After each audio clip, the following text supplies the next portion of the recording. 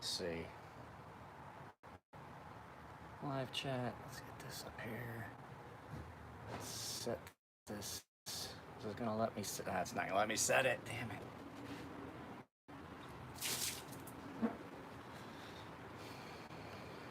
Mr. Lopez, how's it going? I'm just getting some stones thrown in the water because I have some softer steels to do today. 4, 6. Problem is, I got a couple stones that are. I got a couple stones that have got. I can't use this 1,000 grit, so this 1,000 grit's gone. I have to use this one, and my 10,000 grit has developed a weird spot where it just feels real coarse and it's leaving darker. It's got, there's like some, I'm gonna have to reflatten this like a bunch of times, just take it all the way down. I did it twice already, but there's a spot. I don't know if you guys can see that real right, that darker spot that kind of goes up like that. It's got a really light spot in the middle of it, and it acts like it's more than 10,000 grit. It's like I'm hitting something, and I'm afraid that this stone is ruined. I'm afraid this stone has got like a little cluster of some aberrant grit in it from the factory, and I think I might have to stop. But the thing is, nice thing, I have another 10,000 grit. So I'm just sitting here and I'm putting things together and looking at it, and I'm like, what? It's a lot like this little spot right here, that little dark spot right there. It's a chip, and no matter how many times I take it out, it just comes back. It's like there's a spot in there where it didn't all bind. So over time, I've gotten really, really disappointed with these Chaucera stones. I'm never buying another Wicked Edge Chaucera stone. So I gotta get stones in the water.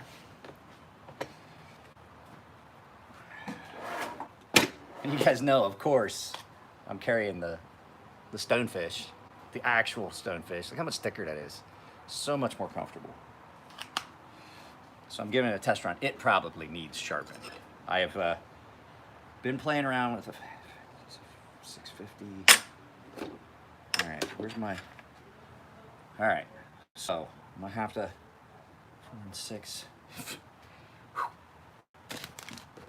I need to order some stuff. The problem is, I had a windfall of money come in, but I used it to pay off my credit card, and so I'm currently dealing with that. Hey, I can't really afford anything unless I don't have a duplicate of it. So since I have, Jesus, this is tape you put on here, man. Jesus Christ. So until I start seeing money from these, it's looking like I'm gonna use what I've got, period. So let's see. This is that mini Sabenza, small Sabenza, I believe. Yeah. Let's see. Chris Reese, small Sabenza. I'll let you guys have a sharp take, Steve. Okay. So.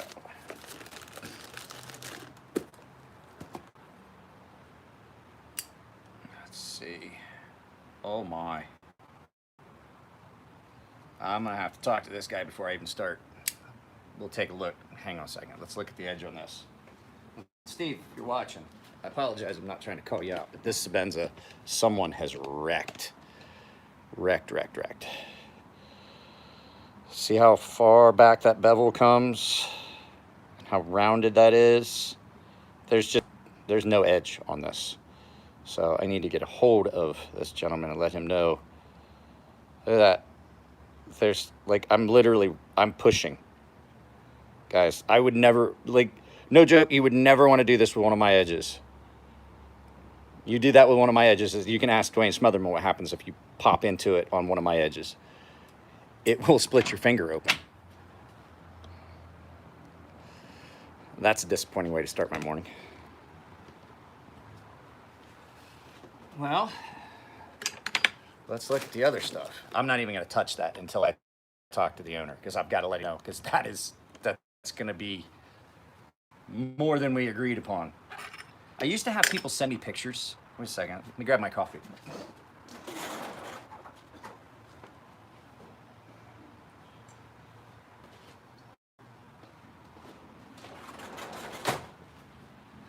I used to have people send me pictures.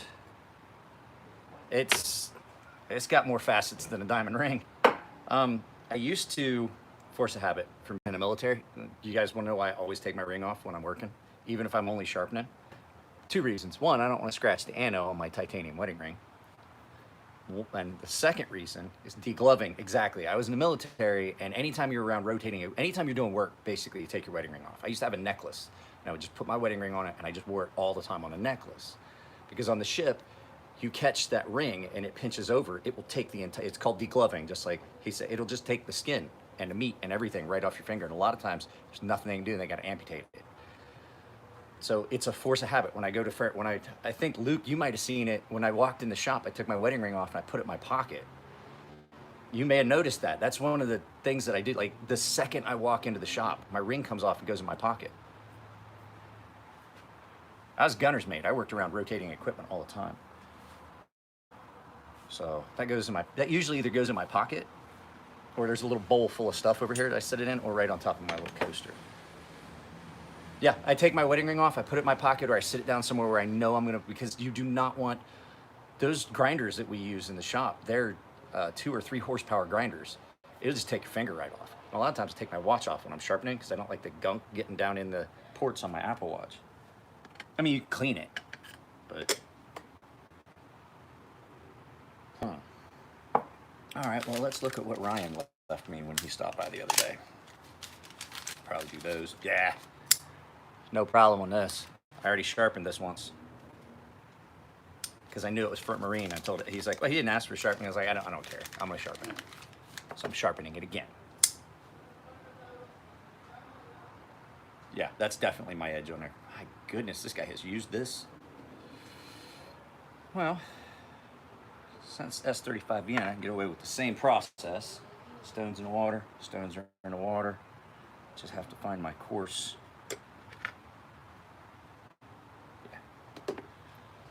I kind of may have brought you guys a little too early. I haven't really started sharpening. I'm just prepping still right now.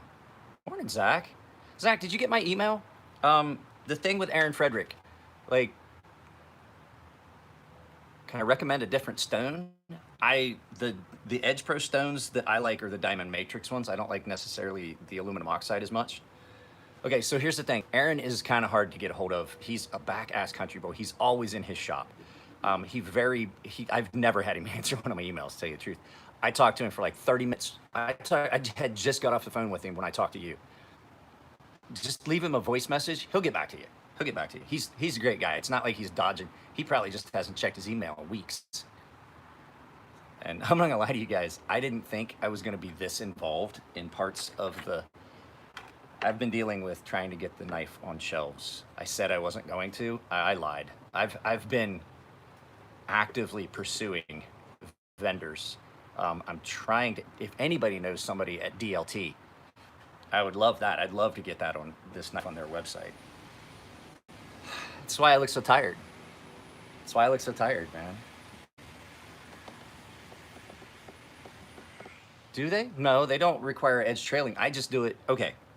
While that stone is soaking before I can even start. People ask why I sharpen the way I do.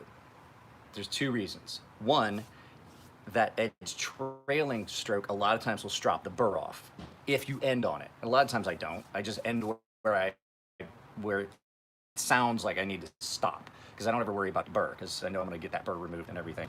I have no problem with the burr like some people do. But the other reason that I do the edge leading, edge trailing, stroke is and it allows me to knives that are real thin, where the material like behind the edge is thin. Like this is fairly thin behind the edge. I will do just a couple edge leading strokes to feel where the burr's at, and then maybe do 1 edge trailing on the back. I don't know if you've ever seen me do that. I've done it a few times where I just do an edge trailing just to make sure that I've got that perfectly aligned before I start on the strops. Because if you have a burr on your strops, even if you can't feel it, I'll show you. I did it yesterday, as a matter of fact. There's a gouge in my balsa wood strop right there. That's where there was a burr that I was in a hurry. I was sharpening one of my own knives. I was in a hurry and I went to strop it and I felt it dig in, and at that burr, even that minor burr that you can barely feel, it'll just drag it. It'll drag a spot on your strops. If you're using a leather one that's loaded, you'll see where the whatever compound you're using, you'll see where it's smooth, and then you'll see like a pattern of like what looks like ridges where you basically like you can see it's not smooth, and that means that you still have a burr. But a lot of times that's what this is for knocking that burr off. You can't feel it, you just always check, and you can see it, and you're like, oh yeah, there was still a burr. You just give it a couple more strokes, knock the burr off, make sure that you're not feeling any areas that feel like it's rougher than the rest, because that would be an area where you still might have a little bit of a burr. It's just, there's a lot involved in it, and there's reasons why I do it. That stone's wet enough to fucking do what I was gonna do. I had another rag. Well, that'll work for today. That'll work for now.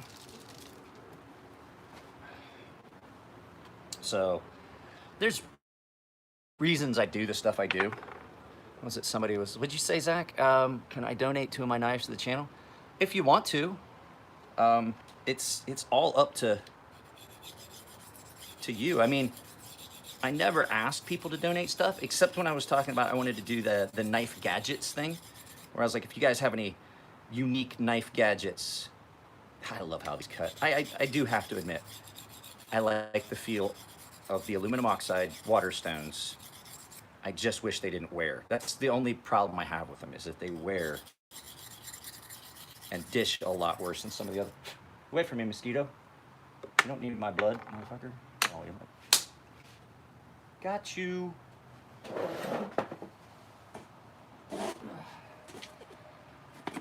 What's up, Jason?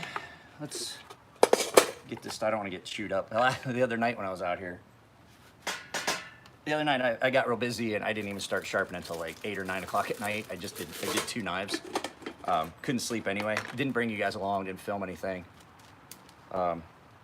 But I was out here and I didn't put one of these, and I got back in the house and just my legs were just chewed up.